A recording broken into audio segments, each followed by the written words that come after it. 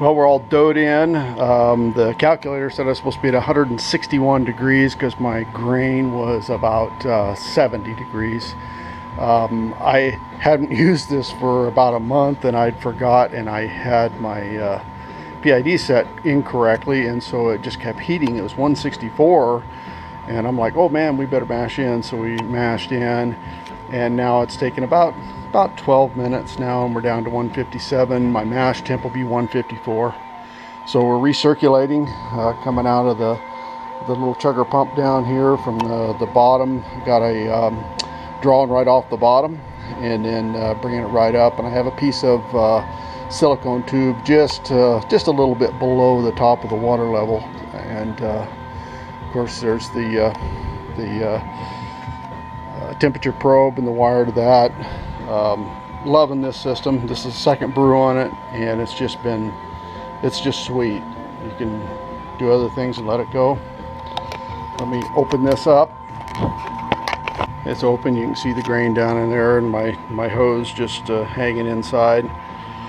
Using the brew bag. I like the idea of the big straps. The problem is I have to raise my hoist. We have to kind of gather the bag anyway and tie it to pull it out of there. But counterflow chiller down here, got the hop rocket, haven't used it yet. Gotta get some, I've been using pellets mostly, and so one of these days I'll make a really nice APA and really hoppy with the hop rocket. So our temp's now down to 156, so we're almost down.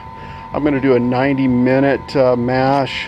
I did that last time on this brew, extracted a little more fermentables, so we ended up with an 072, which was the target for the original gravity. And so the 90-minute I think really helped. Ended up with an 8.14 beer that was just delicious. So this is a Joe IPA clone.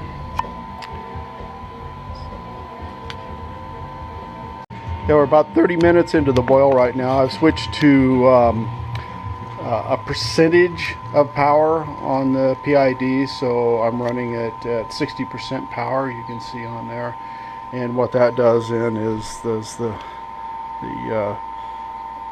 it calms down, and now when it kicks back on, it'll come back up, and it's keeping a pretty good rolling boil. I've got my pump on, so I'm recircling some of this.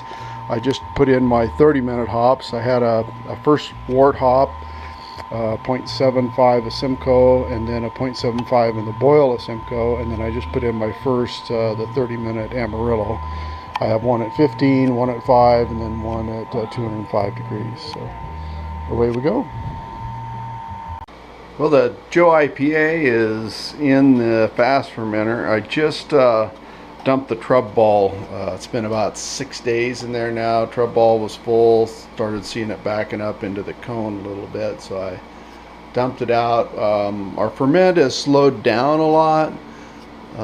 Probably partly because I have the temperature. It's running right now at about 63, 64, trying to ferment it slow and cold.